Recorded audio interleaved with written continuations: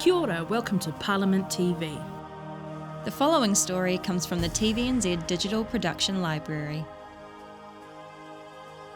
The smooth transition of power following a general election is one of the hallmarks of our democracy. But these occasions aren't always without drama. The 1984 result saw one of the most dramatic transitions in our history. 10 years on, Richard Harman compiled this report for the Frontline programme. May have to decide Reserve Bank statement whether suggesting held the line against those we ask whether, in light of the quick accused as a thief. so as to shock the government, First New Zealand. now that they finally learn. So just what is the truth? This Thursday marks the 10th anniversary of David Lange's election victory over Sir Robert Muldoon in 1984. That win brought the 9 years of the Muldoon National Government to an end. But much more important than that, it marked the beginning of two fundamental political changes in this country. First, Rogernomics. Second, the break in the ANZUS relationship with the United States. But before Labour could do anything at all, it had to face a country that was in economic and constitutional turmoil. Over the next hour, we'll revisit that turmoil. In a special investigation, we've gone back to the main players. They, many for the first time, have talked freely and frankly about what really happened during those 5 days in July 1984. David Lange declined our invitation to take part. This report from Richard Harman. Behind me we have a Prime Minister.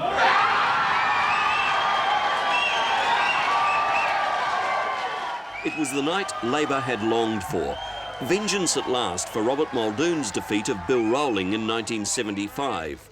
A night to party, a night to savour. Tomorrow morning, I am asking Jeff Palmer to come up here to speak to him about the transition. Then we're going to have a bit of a rest, and on Monday we'll work.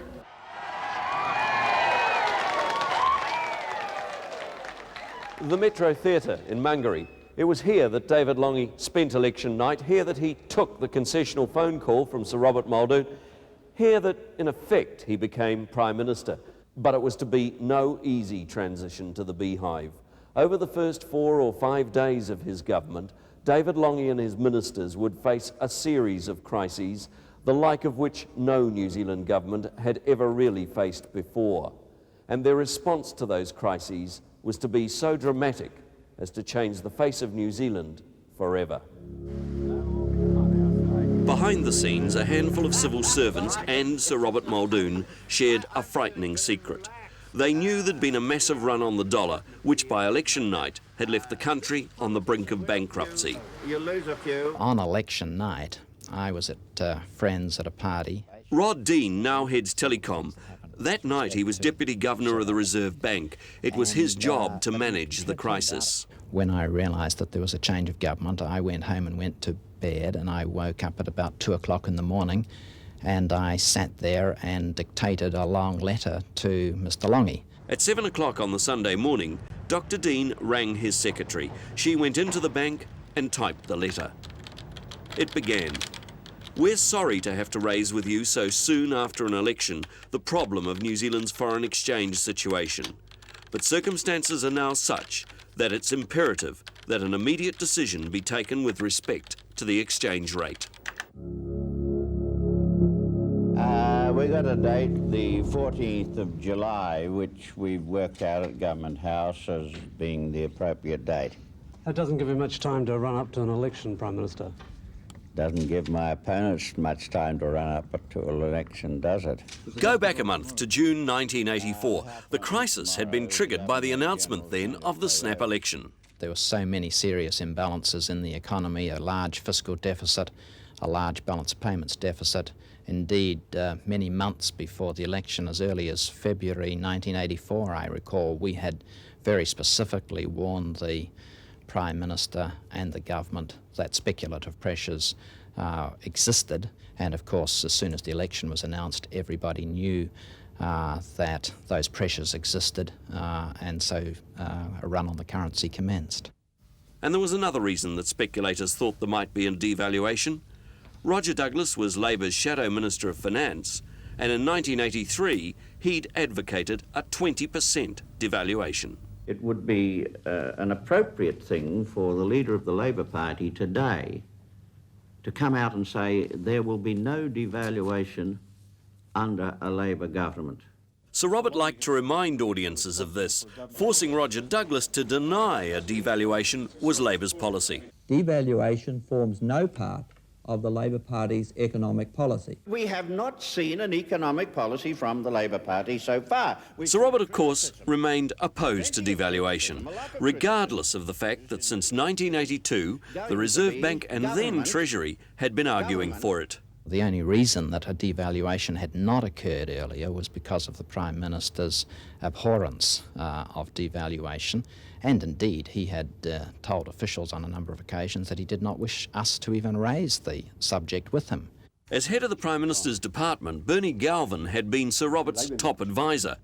In 1984, he was Secretary of the Treasury. He too knew of Sir Robert's aversion to devaluation. Well, he didn't believe in devaluation at all. He really didn't. He thought, in fact, if he said there's going to be no devaluation and we'll tighten things up, that would fix the whole situation. Well, it just didn't, that's all. But the foreign exchange market did. From the minute Sir Robert called the election, they sent money offshore, ready to bring it back when the dollar was eventually, as they believed it would be, devalued. Rod Dean began to warn Sir Robert from the day after the election was called. I called him up to tell him how serious it was, and he said, "What shall we do about it?" And I said, "We have to devalue in order to cope with this situation." And he said, "I don't want you to either recommend devaluation or to raise it with me again before the election." Well, so what happened next? We recommended that he devalue despite his instruction to us in a series of papers. We made several major recommendations with respect to devaluation, and we reported to him on the currency crisis every day, most days in writing, and when we didn't report in writing, we reported orally by phone. We requested meetings with him almost every day. Some of those requests were based on a matter of urgency, and he declined them all, with only one exception. That exception was a meeting 9 days before the election, in between campaign rallies in Whangarei and Masterton. The Reserve Bank, the Bankers Association, Finance Houses and Merchant Banks Association came to the Beehive to try and impress on Sir Robert the severity of the crisis. When we attempted to raise those issues in the meeting with him, he told us that we were not to refer to those matters with him. It was as though he did not believe that the currency crisis was actually occurring. And of course he'd also instructed us not to share any of the papers on the matter with any of his colleagues or with the Cabinet. Now, just hours after that meeting, Sir Robert put civil servants in their place. There's nothing much wrong with them in doing the job they're supposed to do, but they are not the government. They are not the government, and they should not be. Sir Robert was now on his own, ignoring the advice of both Treasury and the Reserve Bank. His cabinet hadn't met during the campaign. He had ordered that they not be told of the crisis. But in the foreign currency dealing rooms, the money continued to change hands. As more and more New Zealand dollars were sold, the country's reserves had to be continually topped up with borrowing and drawing on those secret lines of credit the Reserve Bank had arranged before the election. In the final week of the campaign, the torrent became a flood. 3 days before the election, the officials requested another urgent meeting with Sir Robert. Again, he refused. Friday, July the 13th, election eve, $180 million went offshore. Michael Bassett's David Longie's cousin. He'd been one of the conspirators who'd orchestrated Longie's bids for the leadership. After their first unsuccessful attempt, they were photographed together eating fish and chips, and forever were known as the Fish and Chip Brigade. 24 hours before the election, they met again at Roger Douglas's house. There, they got their first hints of the crisis. Richard Prebble, Roger Douglas, David Longie, I think Mike Moore was there, I was there. And we talked about the magnitude of the problem that we were going to be facing. Roger had picked up some information during the preceding week about just how bad the run on the dollar was. And we were pretty certain that some extremely tough decisions would be needed. Radio New Zealand News at 9. With special votes still to come, the fourth Labour government has an election night majority of 17 seats. David Longy had spent election night at the DB Mangere Hotel. It was there that the key ministers came on the Sunday morning. They would soon learn the scale of the crisis. We informed both the Prime Minister at the time and the incoming Labour government that if the outflow in the last week continued for another week, we would have literally run out of reserves, and our borrowing capacity was becoming very constrained because people were becoming concerned about the very large amount we'd borrowed in such a short space of time. There are some suggestions that Jeff Palmer already knew much of this through his extensive contacts in the Wellington bureaucracy. Sunday morning I went up to Auckland, took the flight from Christchurch to Auckland to talk to David Longy about how we were going to organise the transition and how we were going to arrange things in the wake of a very significant victory. And it became obvious then, in those discussions, that there were serious problems emerging on the foreign exchange markets. Ross Vintner was David Longy's press secretary. This building here was effectively the sort of de facto beehive, wasn't it, for a couple of days? Very much, very much. We have a government which hadn't been sworn in yet, but actually operating and making decisions in this very hotel. And decisions in an atmosphere of crisis. He quickly became aware that Sir Robert was not going to give up the reins of power easily. Make decisions based upon information which they were getting, but decisions which had relevance to that moment, but for the next 10 years. There was a telephone conversation at the DB Mangere, and basically it was an effort that they could jointly make a decision. But of course that was transparent, because what Muldoon was arguing was a lesser devaluation or no devaluation. People like Richard Prebble wanted to put a spine in an incoming government, and I think he shone at that stage as a person who wanted to take Muldoon on and saw through Muldoon's intransigence, if you like, at this stage. I think that Muldoon had already by Sunday made a sort of approach to David whereby they'd sort of governed together, and we were quite opposed to that. Constitutional convention required that the newly elected government gathering in Mangere could not formally take over till the final results were in, probably 12 days after the election. But convention also required that Sir Robert act not on his own or in conjunction with them, but solely on their advice. Gerald Hensley headed Sir Robert's office, and on Sunday morning he presided over a meeting of the government's senior financial advisors in the Reserve Bank offices. That group included Spencer Russell, the relatively new governor of the Reserve Bank, a former chief executive of the National Bank. Treasury Secretary Bernie Galvin was there. They knew Sir Robert was headed back to Wellington and his official residence, Vogel House. They wanted to meet him to get him to agree to close foreign exchange dealing. Hensley rang. We tried to get an appointment to see him, but he wasn't having anything on. And the main discussion then was, well, look, we have to close the exchange. And after some debate, and the letter was sent out to him saying, well, we understand from Mr. Hensley that you would not object to us closing the exchange. And then Spencer Russell that night closed the exchange. So on the Sunday you didn't have any direct contact with him except for the letter advocating the closure of the exchange? He wouldn't see us. One person who did get to see him on the Sunday was National Party President Sue Wood, who had stayed in Wellington. On Sunday afternoon, she got a phone call. It was Rob. And I said, where are you? And he said, in my office. I said, in Wellington. He said, of course. Come on over. I said, you mean over to the beehive? Yes, come on over.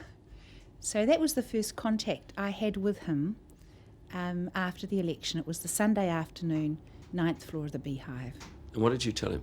I said to him I'd like him to think about the leadership, because it was my view that the party wouldn't want him to take them into the next election.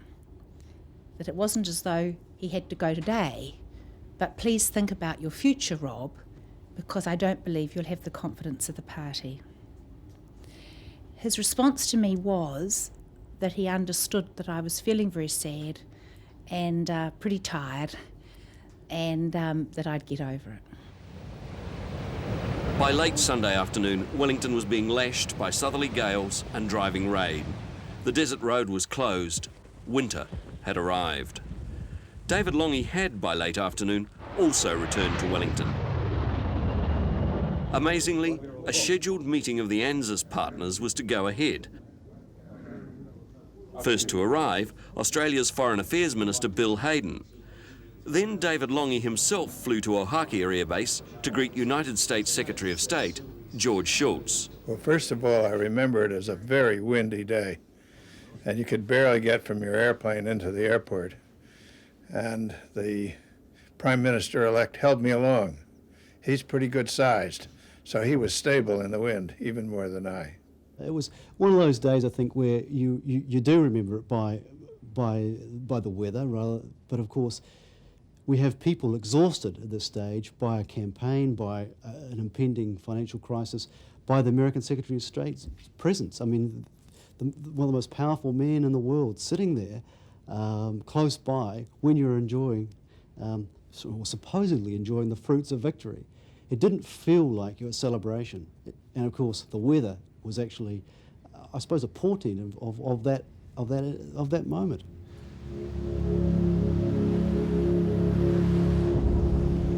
"24 hours after the polls closed, David Longy had been elected Prime Minister, but constitutionally, Sir Robert Muldoon still held office. Looming up, arguably the most important foreign policy talks New Zealand had ever been involved in. Sir Robert, though, was incommunicado at Vogel House. His officials, acting illegally on their own, had closed the foreign exchange markets.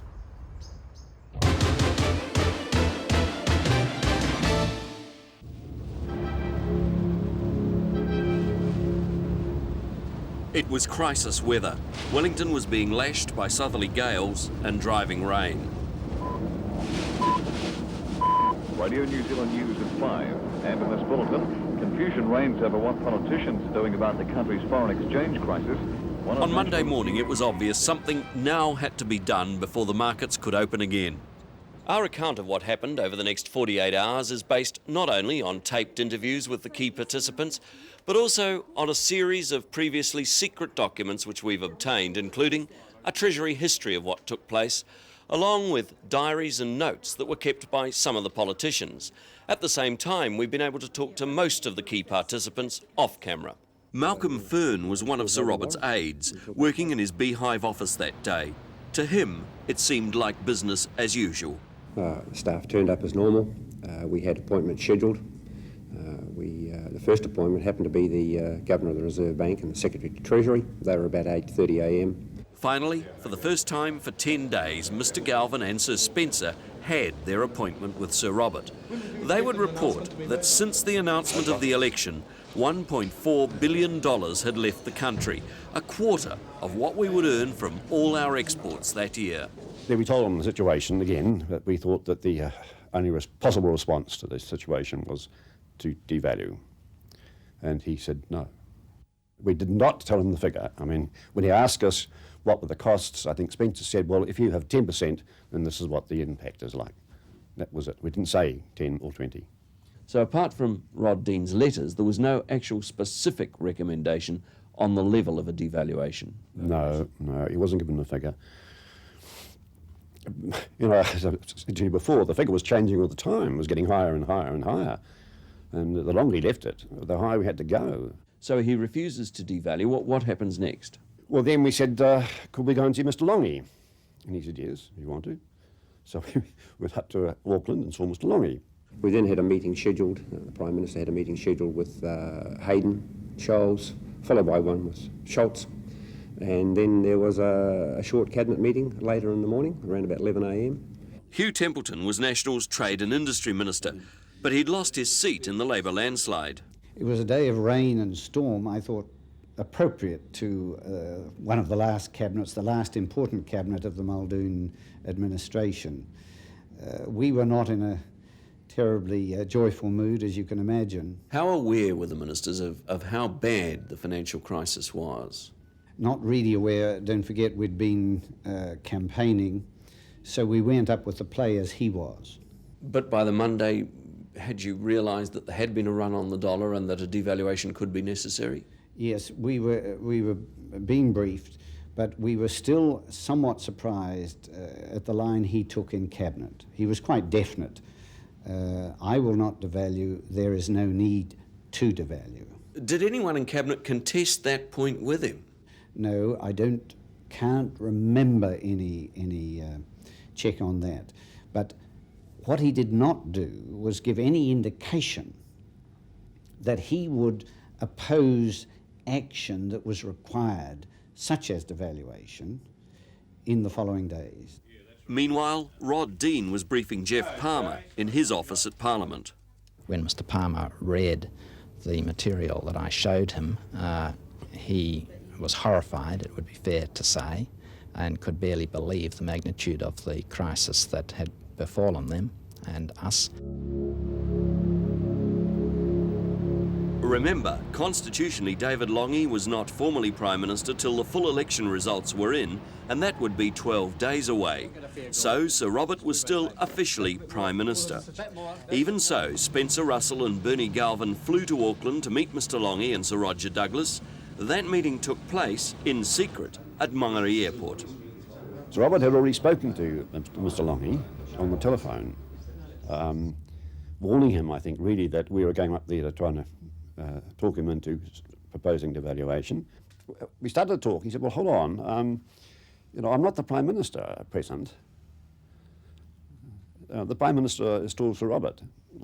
And really you must convince me that if I want to do something, Sir Robert will do it for me. So if I said, yes, I agree with devaluation, then Sir Robert would do it, because I cannot do it.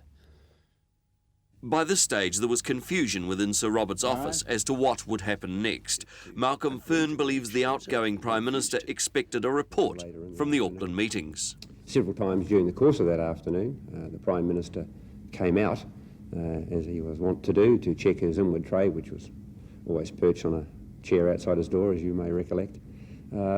Just asked any calls for me. There were no calls. So we went back to Wellington.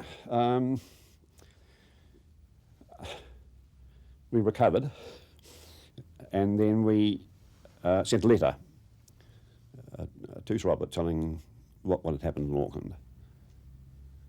And then we sort of gave up, really. I felt that the Prime Minister should have been advised that his two senior officials had returned from a meeting that he had asked them to attend in Auckland earlier in the day. And I felt that he should have been advised of their return. As long as we kept the exchanges closed, the reserves weren't going to be run down, so that wasn't too bad. But it meant, of course, the people weren't trading either. It was not a very good situation to be in. About 5 o'clock, Bernie Galvin spoke to Sir Robert on the phone. Sir Robert immediately left for Vogel House, still refusing to devalue. There was now a stalemate. Unless Sir Robert would move, there might not be any foreign exchange trading till Labour was sworn in, and that could be 12 days away. The business of the country would come to a halt. As if this wasn't enough, the ANZUS talks were continuing. Again, National represented New Zealand as if they were still the government. Although Mr Longy had greeted US Secretary of State George Shultz at the airport, he could not go to the meeting. In time for the 6:30 TV news, David Longy had asked Radio New Zealand's Richard Griffin to relay to the press gallery some sketchy details of the constitutional crisis that was now deepening. That he's in some consultation with the Prime Minister, but the Prime Minister is not taking his advice on this. By an ironic chance, that night was the annual Bankers Association dinner in a Wellington restaurant. Bernie Galvin and Sir Spencer Russell, the Governor-General Sir David Beattie, and the heads of all the banks were there. They were saying, was there any way in which they could help? Because they understood what the problem was. And we said to them very bluntly, well, please talk to the heads of industry and make them aware of what the problems are and see if they can put some pressure back on the National Party. To make Sir Robert move? Yes. And then TVNZ became involved in the crisis. We asked his press secretary, Leslie Miller, for an interview. She phoned him. He said yes. I came out here to Vogel House. Someone was getting ready to go out here. They were packing up all the pictures. But Sir Robert was by no means ready to concede the Prime Ministership. You don't devalue. I am not going to devalue so long as I'm Minister of Finance. I hope that tomorrow Mr. Longy can get someone to explain it to him sufficiently so that he says, we will not devalue either. And if Mr. Longy has got any sense at all, and up until this moment on this thing, he has not displayed it, he will come out with me and say, we will not devalue the New Zealand dollar. He only has to say that tonight, and I can assure you that everything else will fall into place. I'm hoping that in the short space of a day or two, I can give him some instruction in the realities of government. Well, plainly that interview needed a response from Mr. Longy. I got back to the Beehive studio about 9 o'clock. There was Roger Douglas, Richard Prebble, David Longy himself, the top economic advisors, and Ross Vintner. And we played them, the tape of the Muldoon interview. We became, I think, determined at that stage that it was time to open the shutters and go out in a major assault, I think, to tell the New Zealand public and the markets and everyone else what was actually going on. And I think what you've seen behind the scenes so far is David Longy very much, not the chairman of the board as he was portrayed at that stage, but very much in control of a situation. The interviews were run on that night's Eyewitness News at 9:30. My reaction is to have the people of New Zealand look at the last part of his speech, where he talked about the electoral position that I would find myself in. I say that's a tragedy for New Zealand at a time of economic crisis, that we have a man beaten at an election. He refuses to resign. He is actually committing economic sabotage. He is misrepresenting the position. And the worst tragedy of all for New Zealand is that he is doing it single-handedly without any other cabinet minister having any idea at all how grave the situation is.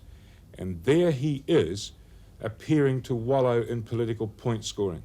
Sir Robert's Deputy Prime Minister Jim Macleay learned of what Sir Robert had said from his wife Marcy. He assigned Ragland MP Simon Upton to find Bill Birch and Jim Bolger, who were somewhere in Parliament buildings. The ministers speculated that Sir David Beattie might himself try and intervene. That was the last thing they wanted. Hugh Templeton was home in Thorndon. He rushed into the Beehive. I felt outraged, both personally, that we had been, in effect, misled in Cabinet as to his intentions, and I felt outraged constitutionally. So my memory is that I rang, and probably Jim Macleay's office, but I simply jumped in the car. I lived close by, went straight over to Jim Macleay's office, and Jim Macleay was asked to speak to the Prime Minister to tell him that, in effect, as ministers, we could not accept the position he had taken. But at Vogel House, Lady Muldoon had disconnected the phone. After trying a dozen or so times, the ministers gave up. Over in what was still his opposition wing, Jeff Palmer realised just how dangerous the crisis had become. So there was a standoff, really. And unless something was done about that, we were in the most serious trouble we had ever been in. We were always concerned that Rob would pull the temple down, as it were, try and do a Samson, and we were deeply concerned that this constitutional crisis was designed to that end. What do you mean by that, Mr. Templeton? That it would ruin the National Party and the succession. Tuesday morning, 36 hours after the polls had closed, the national ministers are still determined to keep the Governor-General out of the crisis. At 7 o'clock, Jim Macleay phoned the Governor's official secretary and said he believed the matter could be resolved politically. What the ministers had agreed was if Sir Robert still refused to behave according to constitutional convention, then Jim Macleay would go to Government House and declare that the Cabinet had no confidence in Sir Robert, in effect asking Sir David Beattie to sack him. But first, at 7:30, Jim Macleay had an appointment with Sir Robert. Back a bit more, please. And then, stunningly, without any debate, without Mr Macleay having to deliver his ultimatum, Sir Robert baldly announced that he would agree to a devaluation. To this day, no one knows what happened overnight to make him change his mind.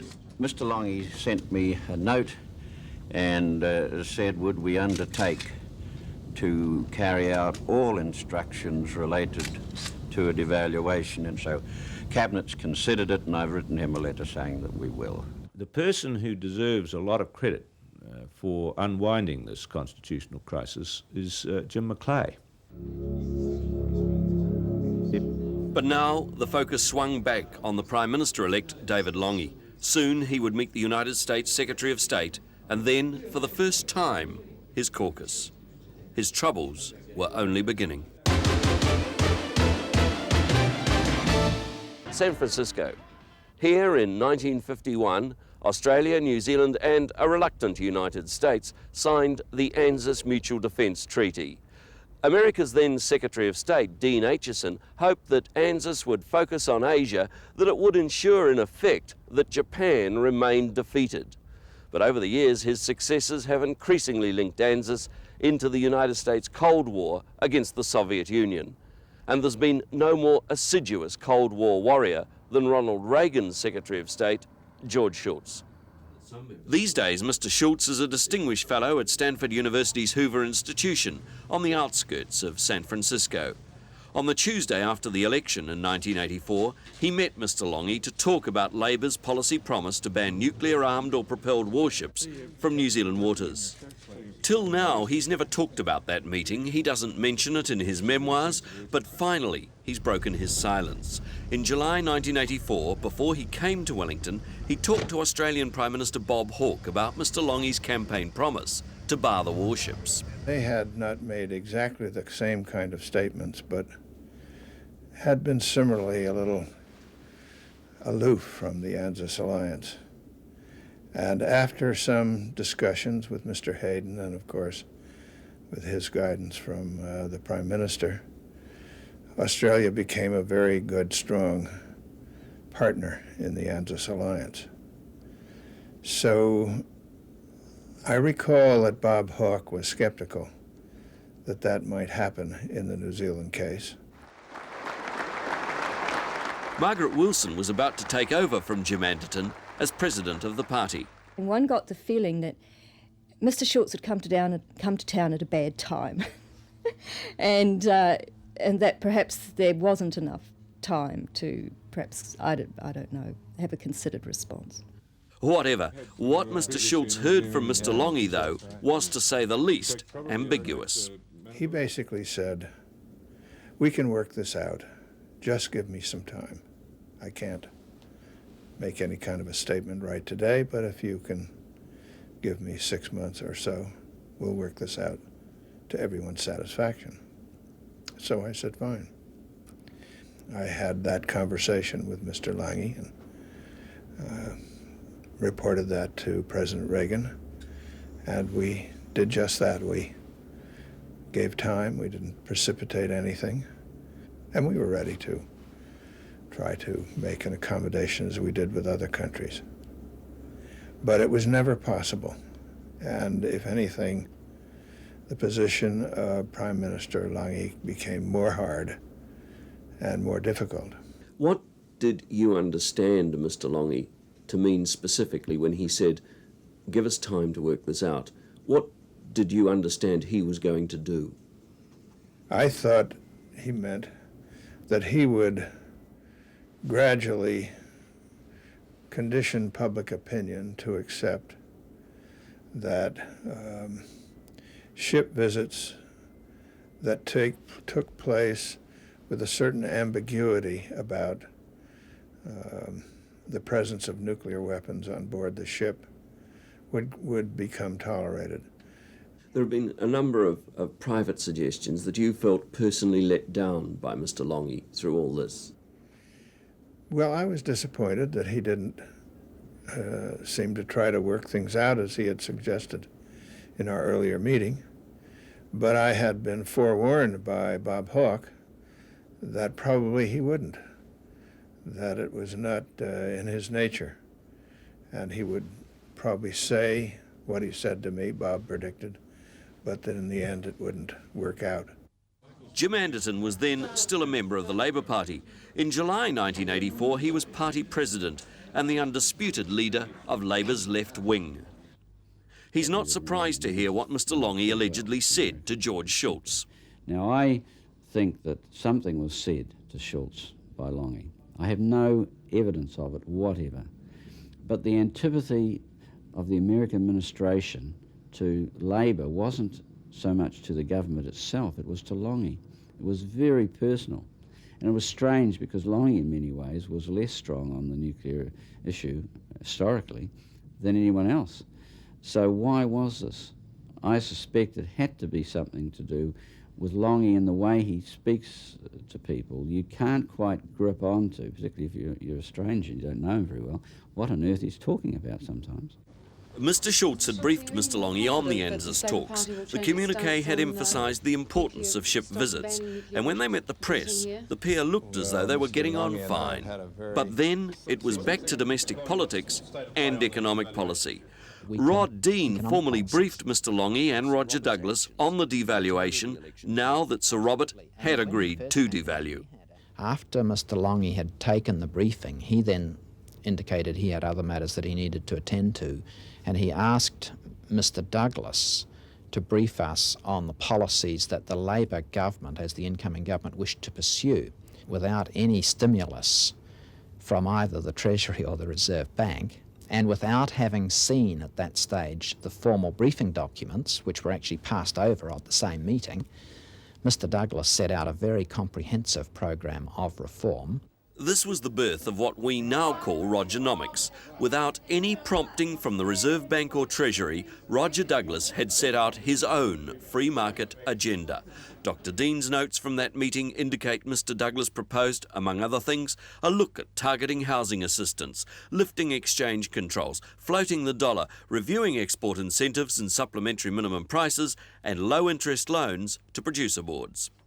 All these events had taken place before Labour's caucus had even held its first meeting, and that was to elect the cabinet. Richard Prebble and David Longy already had set ideas about who they wanted in. There were some people that we didn't want to get in. I can't now remember who all of them were, but one of them was Helen Clark. She at that time had been very hostile to David Longy and hostile really to the parliamentary party. The election for the cabinet followed very quickly after the election on the Saturday, and it was clear that I wasn't going to be permitted to be part of the team. There were many, many ballots, but the line was, don't elect Helen Clark. She's not one of us, I guess. Jonathan Hunt was Chief Whip and a close friend of Helen Clark. I don't think she won because she had been, because David Longy didn't want her in the cabinet, and he made that view pretty well known to people. Now, the party organisation had not been privy to the comings and goings on devaluation. They certainly didn't know of Roger Douglas's brief to Rod Dean. They didn't know what Mr. Longy had said to George Shultz, but they did know that Helen Clark was not going to be in the cabinet. That was really a process of ensuring that there would be no effective opposition within the cabinet to the policies that were most identified with Roger Douglas, I guess, and Richard Prebble. And the person who personified the opposition at that time was Helen Clark. So the battle was really to keep her out. And once they had succeeded in keeping her out, I just knew at that point that the party, of which I was about to be the president, was going to really have to take a position of opposition to its own government. You were dealing with people who really didn't want to hear any other point of view. Jeff Swear, Roger Douglas's economic researcher in opposition, believes that Douglas did have a mandate from the party. And I think it's also important to recognise that in the Labour Party there had been a recognition right from the late 1970s that the New Zealand economy had to be restructured, that the Labour opposition under Rowling accepted CER on that basis. So there'd been, I think much more of an understanding of the need to undertake restructuring of the economy than some people think. The debate was really over how fast it was going to happen. That there was going to be a debate was certain. Those elected to Cabinet held a meeting. They agreed to ask Sir Robert not only to devalue, but also to remove the interest rate controls. The minutes of that meeting end with a grim forewarning. There followed a debate about how the political implications could be handled. But Labour didn't have political problems on its own. Now, the National Caucus had to confront Sir Robert Muldoon's leadership. Jim Macleay, Bill Birch, George Gere and Jim Bolger were all planning to challenge his leadership. I wanted him to manage the situation and be in control and not have a situation forced on him. He didn't accept my advice and said that he intended to remain as leader. Good morning. For the last 3 days, this country has been in a grave constitutional and economic crisis. David Longy, on the other hand, was already beginning to look very comfortable in his role as Prime Minister. Around him, people were beginning to reflect on the extraordinary chain of events of the past 4 days. I think probably that week certainly set the style, it set the focus, and it certainly set the policy for a little bit of the time. I think that was the single most important week in that 84 to 87 government. Back in California, George Shultz looks back and remembers pressures on him from the Pentagon to isolate New Zealand, pressures he's proud to have resisted. There were talks about our economic relations, and I said, well, that's just nonsense, absolute nonsense. So what are your feelings about that particular small chapter in your career as Secretary of State now? Well, it was painful for me because it's a wonderful place and wonderful people, and you don't want to have a quarrel with them. Perhaps the most significant legacy of these crises was Rogernomics. Labour was forced that first week to combat Muldoonism, and that meant combating market interventionism. And the only way it could do that was to free up the markets. From an economic policy point of view, the conclusions have to be that you cannot just resist indefinitely the tides of change and the forces of the market. That whole era must be seen in the context of what the Muldoon government had done, and the fact that Muldoon had created that crisis, then enabled, if you like, the new Labour government, which was full of very able people with abilities to make decisions who wanted to leave their mark on the world, the opportunity to do so very quickly. There's no doubt that that series of dramatic decisions laid the foundation for a government that sort of moved off with great rapidity to take a series of very strong and very bold decisions on a wide range of economic matters. In the months that followed, the Americans did wait for Mr. Longy to sort the nuclear ship issue out. He didn't. Instead, in the new year of 1985, Labour formally barred an American warship and the ANZUS breakdown began. Roger Douglas did go on to float the dollar and introduce GST, and he began the corporatisation process. And late in 1984, the National Caucus finally moved against Sir Robert and replaced him with Mr. Macleay, only to have Sir Robert form his Sunday Club and effectively tear the caucus apart while he tore Mr. Macleay down. Sir Robert was never going to give up easily. Prime Ministers should not stay too long in power. It breaks down their capacity to see reality. Secondly, parties should always provide for some degree of succession. Rob Muldoon knew and understood power. He was, if you like, the ultimate practitioner of it, of that exercise. And at the end of the day, that is precisely what politics is about. Rob Muldoon used to say to me, I don't know of anybody who has willingly left this place. They either lose their seats or they're forced to resign. He's right. Very, very few leave politics willingly. That report from Richard Harman and Chris Harrington. As we said earlier, Mr Longy declined to be interviewed.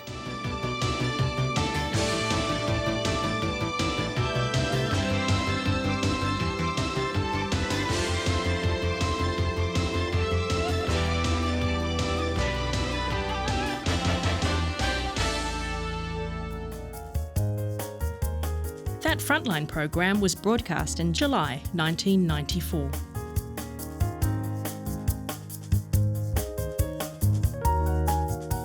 The national government of the early 1990s, with Ruth Richardson as Minister of Finance, is remembered for the so-called mother of all budgets. This Frontline programme was broadcast in June 1991.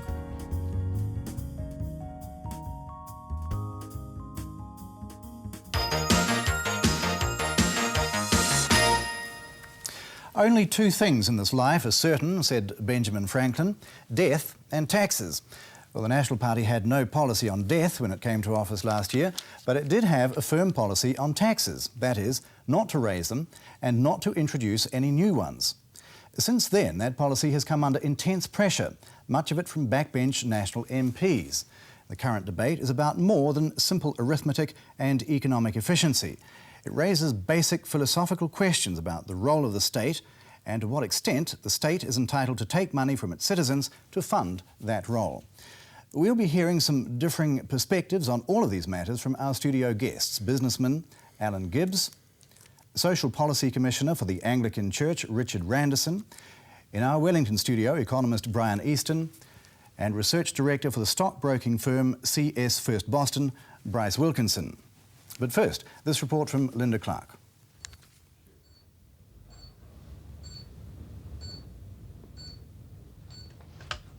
Everyone agrees the New Zealand economy is sick.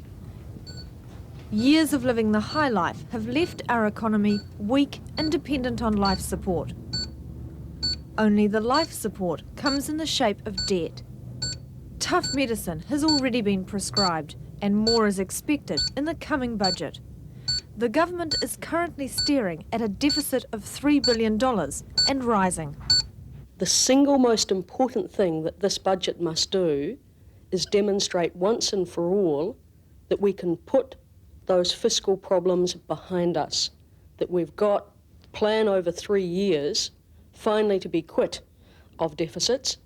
I don't think the fiscal problems are driving this at all. I think we've got a cabinet dominated by people who deeply believe in minimising the state's activities, and they've got a head of steam up, backed by the Prime Minister. They're determined to do it and determined to make a big start in this year's budget. Until budget night, no one can say just what Ruth Richardson plans to do, but it's widely believed she will seek to claw back around $1 billion from taxpayers. The most obvious solution would be a simple tax hike, but that option is categorically ruled out. Tax increase wouldn't deal with the problem. I mean, if tax increases were the answer, we'd be a rich country now. Just through the 80s, taxes went up from 30 cents in the dollar to 37 cents in the dollar, all up. And we've still got the problems. Even so, a tax increase is an option many national backbenchers would prefer. Either make a small rise in taxation right up front, ask people what they feel about it, or maybe stick another couple of cents on GST. People would prefer to have a tax increase across the board as opposed to a user pay system for health and education. The amount New Zealanders pay in tax increased markedly under the last Labour government, but then spending more than kept pace. So by how much more would taxes have to go up to raise the $1 billion the government now needs? GST would need to increase to 14.9%. The basic tax rate would need to be lifted to 26.3%, and the top tax rate up to 37.8 cents in the dollar. A tax hike of that magnitude is not being considered by Ruth Richardson. She doesn't believe in taxes, she doesn't believe in public spending. But she's ruled out, of course, an option which any government would consider. Even to get $1 billion, say, out of taxes, would require 5 cents on that top tax rate, and that means companies too. Now, it would be a sheer contradiction to look to people to save, to invest, to work, to employ, when we taxed those very things we're not going to have that economic contradiction. Instead, Ruth Richardson is opting for the radical introduction of user pays charges in health and education. It's a way of bringing in money, but it also paves the way for the government's rewriting of the welfare state. Again, until budget night, no one can say just how health and education will be redesigned, or how any targeted charges will be applied. But for some idea of how much it might cost to cover just public hospitals, every taxpayer earning more than $15,000 a year would have to be charged $1,350 each year. On an average wage of $28,000, this equates with a 5% drop in pay. Some people, and in this case it's going to be a lot of people, are going to have to pay extra. They're going to have money coming out of their pockets, aren't they? Those who can afford to will be asked to make some contribution to the services that they enjoy. That's fair. Brian Easton, let's take that point up first. It sounds fair, doesn't it? Those who can afford to will pay more towards the cost of the education and health services that they use. The money saved thereby will be used to improve access for those who otherwise could not afford it, and in the process we avoid a tax increase. Sounds eminently fair. Do you agree with it? Two things. First of all, the impositions that have been talked about are not going to be on the rich, but are going to be on middle income people. If you were to hit the rich as hard as we hit the beneficiaries in the December package, you'd have to raise their income tax, the top rate, from 33% to 48%. We're not going to hit them. We're going to hit people in middle levels, say from about 20,000 up to about 40,000. The essential point is, though, you're hitting people who can afford it for the sake of those who cannot. That's the principle, isn't it? Well, you're saying those who can afford it, but in fact, these people on middle incomes are not necessarily very well off. A family of 2 kids on 28,000 is in the lower quartile of the material standard of living. So the first thing, it's not fair. And the second thing is that we can see the outcome of it. Because if you look at the particular way that user charges are posed in the health system, which is very like the American system, you end up with inequity in the health system. But I was at a seminar today in which somebody remarked that a study suggested that if we move to a system like the American system, that is one of the most unequal health systems in the OECD. About the only one that's better, it's better than, is Romania. Bryce Wilkinson, if I can come to you, that's a point that is made often, that user pays, in fact, is a recipe for going down the route to destitution for the poor. And what we should do is stick with a universal, comprehensive health and education service, free to all, and if it means being funded by taxation in the current climate, that means an increase in taxes. Now, what's wrong with that proposition? The problem is that, as many countries have found around the world, and I guess New Zealand is finding too, is that we're not altogether satisfied with the outcomes which we are getting from our current system. And so at times when a country's in trouble and looking for ways of saving money, it always becomes an open question then as to what can be done which gets better outcomes. Isn't our outcome better than the outcome in America that Brian Easton has just talked about? Well, I don't know how you measure that. Each society has to decide that for themselves. One of the problems we have with our system as we have it is that it's very hard to determine just how well it is performing. Richard Randerson, you've proposed, in fact, an emergency tax increase to help the needy. The argument against that, of course, is that you'll cut off the growth and investment that will ultimately benefit the needy most, just as we're poised for that growth and investment to take place. Now, how do you answer that? Well, I come at it, Lindsay, from a point of view of justice and human need. Those are the missing elements in the debate at present. I think user pays is okay for things like champagne and chocolate, but for basics like education and health, we need a nationwide system with nationwide access and nationwide funding. If you push too far down the user pays track, you begin to find, as we're finding now, that parents with sick children cannot take them to the doctor, or they cannot afford the prescription charges. You begin to find also the emergence of a two-tiered system, with a privileged system for those who can afford it at the top and crumbs for those who are at the bottom. I think that's the danger, and I think on the basis of justice and human need, we need to work for a universally funded system rather than a user pays one. Raises the point, Alan Gibbs, of can we afford to ignore the short-term casualties of the transition that seems to be taking place at the moment for the sake of what I'm sure you're very keen on, which is medium and long-term gain. In other words, in order in the next couple of years just to keep people alive, are we not going to have the kind of tax increase that Richard is talking about? Lindsay, since 1970, in the last 20 years, the government has increased its share of what it spends out of the gross national product by 65%. It's gone from 26 cents in the dollar to 43. I think most people would consider that New Zealand was a healthier place, a better place, less social problems, less poverty 20 years ago than it has today. Now, I suggest that what New Zealand has done in the last 20 years is exactly what all the societies of Eastern Europe have done. The more the state has taken over the responsibility for people, the more social problems they have. And I see no solution to our problems by following Russia down the road to starvation. I'm not talking about following Russia down the road to starvation. You're talking perhaps about a 2 cents across-the-board tax increase. I mean, no, well, that's one possible scenario. Richard suggested that we couldn't trust the market to cope with anything other than champagne. I would suggest that anything that really matters, we do expect the market to provide. For example, I think Richard would hate the state to provide our food. I think Richard would hate the state to provide our clothing. I think Richard would hate the state to provide all our housing. In other words, the things that really matter, we wouldn't dare trust the state with. And I think the fact that we have such an appalling health system and a very mediocre education system is because we have entrusted them to the state. I have no problem. I have no problem with the need to make reforms when those are necessary. And I think it's a false antithesis to suggest that either you put up taxes or you make reforms. I think we've got to do both, and I think we have to find the right balance. I agree with Alan that we wouldn't expect the state to do everything for us, but there are some things that the state is there to provide, and that's the job that I think they're abdicating at present. So that it needs to raise taxes to do that job. The only thing is that the state has an insatiable appetite for tax.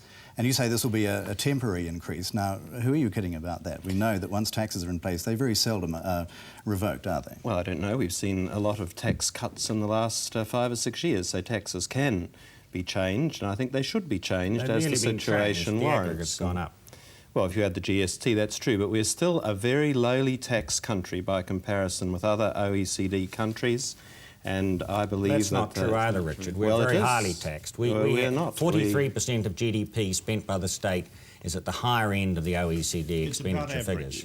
And in fact, the evidence is... It's a bit above average. Well, it's marginally above average. So there are high countries, there are low countries, and the evidence is that if you look at growth performance, that the level of government spending doesn't correlate at all with that.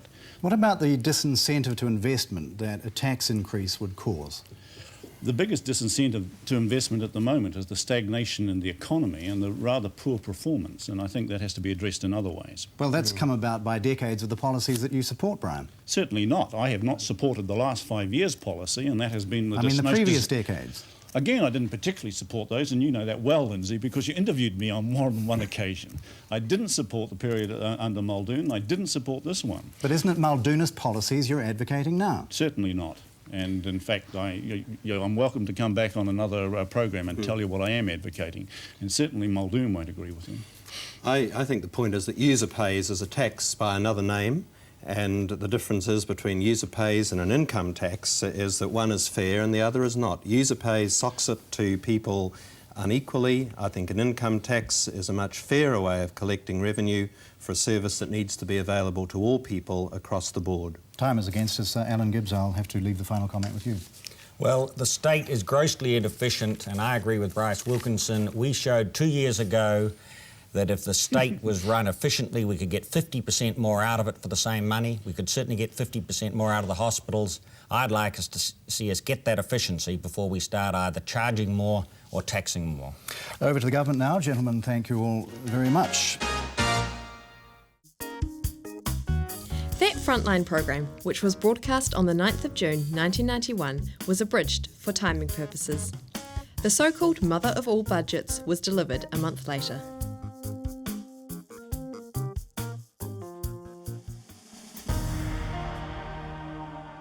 For some contemporary insights into the workings of Parliament, you can view a collection of short videos from the Spotlight on Parliament series. Just head to the New Zealand Parliament website at www.parliament.nz.